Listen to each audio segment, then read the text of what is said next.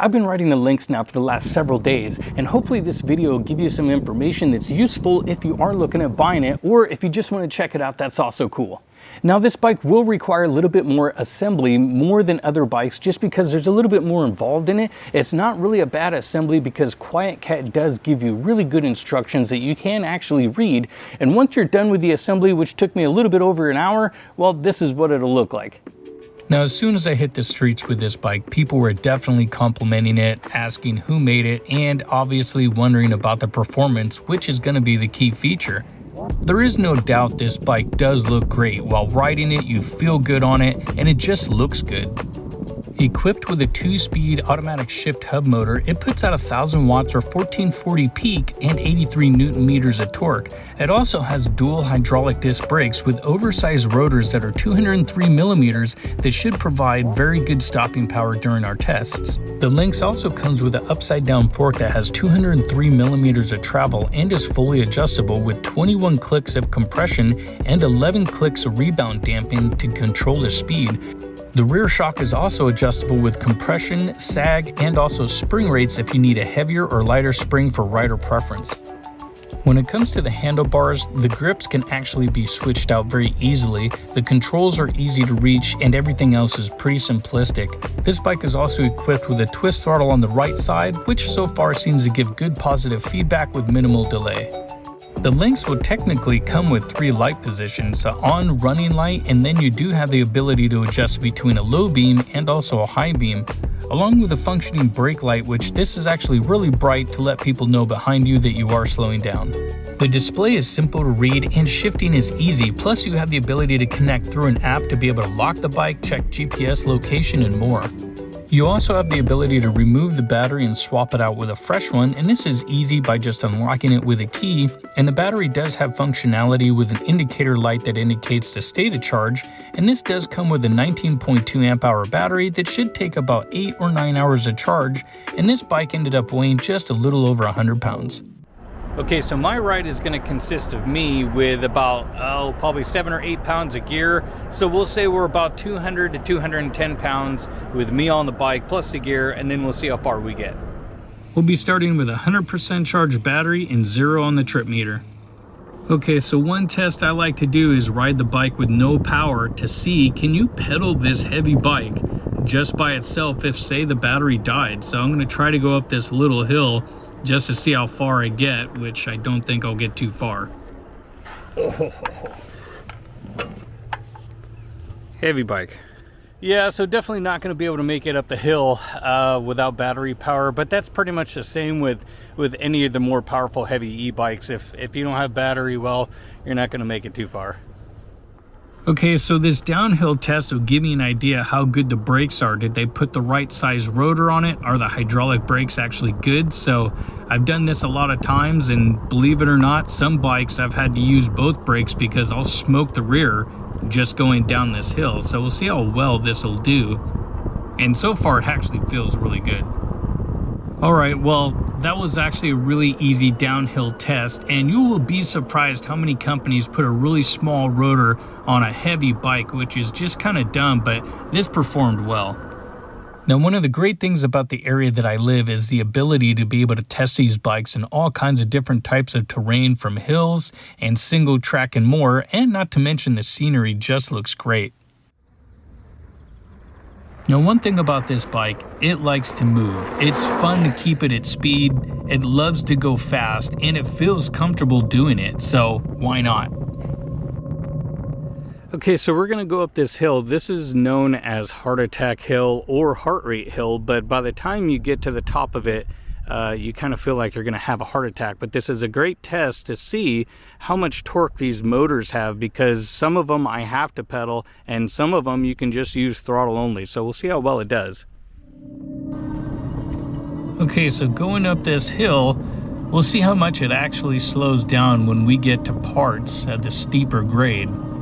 Now, sometimes these bikes, depending on what brand and if it's a cheaper model, I might only be able to go about 5 or 6 miles an hour. Now, so far, the torque of this motor and the 1000 watts is definitely helping this stay at speed. So we come around this corner, it does get a little bit steeper, but we're still holding a good speed, 9-10 miles an hour, and back up already. So this is definitely not a problem for this bike to be able to hold a good speed.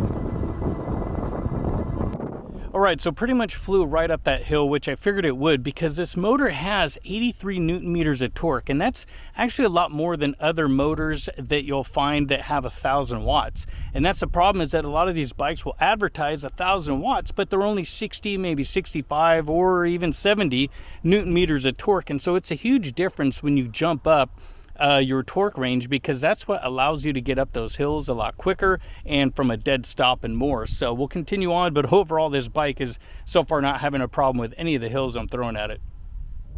Now, being that this bike is kind of a cafe moto type inspired, I found this bike very well balanced in and out of turns. It was very easy to maneuver, not to mention it just likes to go fast. Not that you can't just sit around and cruise, but this thing will easily cruise around at 25 miles an hour all day, and it's fun doing it. I found this bike to be a lot like a supermoto bike. Now, depending on where you are, I could hit speeds of over 33 miles an hour on a slight downhill and about 29 to 30 if I was really pedaling. Now, when it comes to normal speeds, right now I'm in Eco and I'm doing 23 miles an hour. You can see with the GPS app, it's actually really accurate, which is good, but the geometry of this bike is just very good. It's very well balanced. It doesn't take much effort for me to even pedal 27 miles an hour, and this is in trail position. And again, I don't even have my hands on the bars. I'm just pedaling normally, and this just is easy to ride. So it is a little bit more expensive, but this is also just some of the things you get when you buy a nicer quality bike, is that they're just built better. Now, one thing I did notice is going from trail to boost is that I don't really get any more speed. It's just going to get me up to speed quicker, because this bike really is only rated at 28 miles an hour, but if I really kind of hunker down, I could get it to 30 if I wanted. Now, when it comes to single track riding, the bike will do it, but it could use a set of more aggressive tires. But that's not really what this bike is for. For exploring and going off-road and checking out different areas, this bike shines. But again, when it comes to cruising the roads and just getting from point A to point B fast, it loves to do it, and it's fun doing it. All right, well, to give you guys an update, so far I've gone about 21, 22 miles, and just to kind of let you know a couple things that I've noticed about the bike.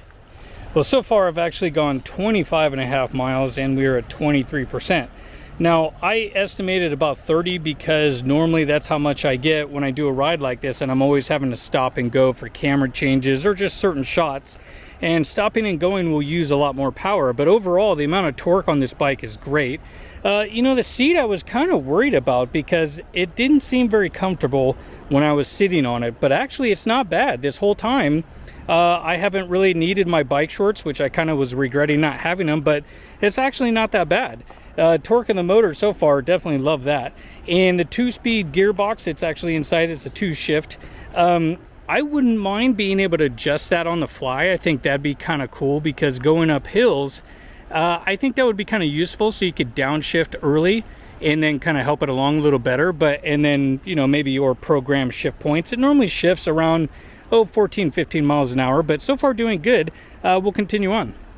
Now, I did manage to go play at a skate park to check out the suspension and more, which it did just fine. But again, when it comes to this type of bike, it really just shines when it comes to cruising. This is really a head turner bike. It's really nice to cruise around, and it's comfy doing it. I really enjoyed the ride on this, and overall throughout my day I had a lot of people talk and ask questions, and by the time I was done I was able to get just over 30 miles. But we'll go over some closing points.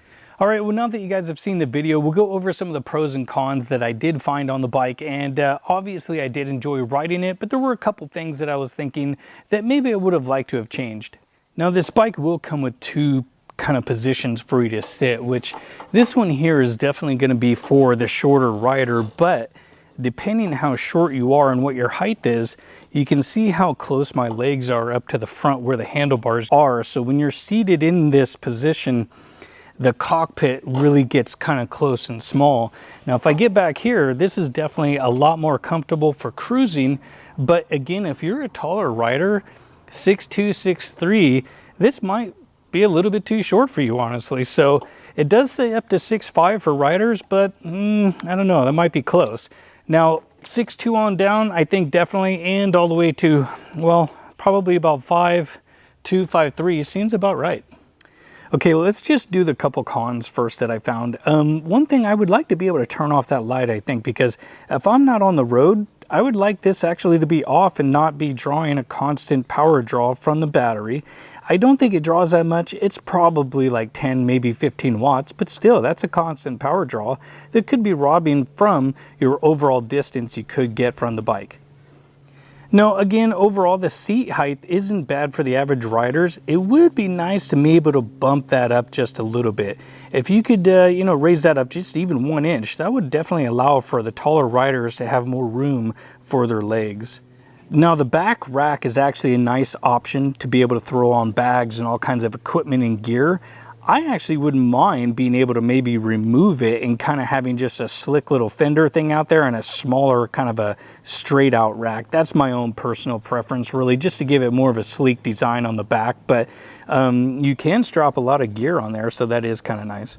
Now, being that this is a pretty expensive bike, you would have thought that maybe they could have put a slightly better pedal on here, just something other than these. You know, these aren't anything different than you'll find on cheaper bikes.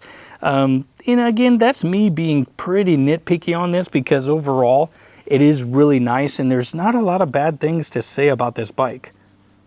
Okay, so pros, one of the things I do like is these grips. I've had these before on a lot of different things when I was racing jet skis, dirt bikes and more. These are easy to swap out and put new grips on, which is nice. They went with something that you can get. Now, this one being really short, you would just have to find that. But also when it comes to the throttle, this is awesome. The amount of sensitivity, this doesn't have a lot of lag or delays, so the input and the feel of it when you get accelerating and less, it just gives you a good feedback on it. So some of them you twist it and it's about a 3-second delay before it goes, and that's just kind of annoying.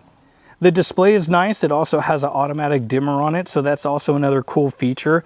If you do have polarized glasses, like with anything polarized, it's harder to see some things, including that screen, so just a little note. And the seat does fall within the pro and cons. Again, I rode it 30 miles and didn't even need my bike shorts. Now, towards the end of the ride, I was getting a little bit stiffer, but most people don't do a full 30 miles. If you were just out for a day doing a quick cruise and only went 20, no shorts needed, seat's fine. When it comes to the tires, they did great. I didn't have any issues with those.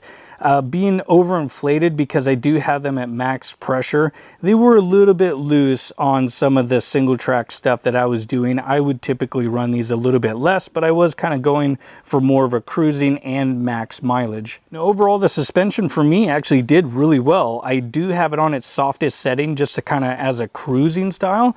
I did actually bottom it just a couple times and I turned the compression up a little bit, and it did make it better for that. So me being 200 pounds, I was actually surprised it was set up to be able to handle my weight right off the bat without being having to change a spring rate on that. So now that you've seen the video and you've seen the bike, what do you guys think about it? I'm very curious as to what you think of the styling and more. And now, being that this bike is a little bit more expensive, the price of this one is going to be $4,000, but you are getting a better battery, a better motor, better brakes, better components, and a better build just all the way around. So, and I will have some links down below if you guys want to check out the bike and learn a little bit more about it. And if you are looking for something of a cheaper option, you can check out this video right here.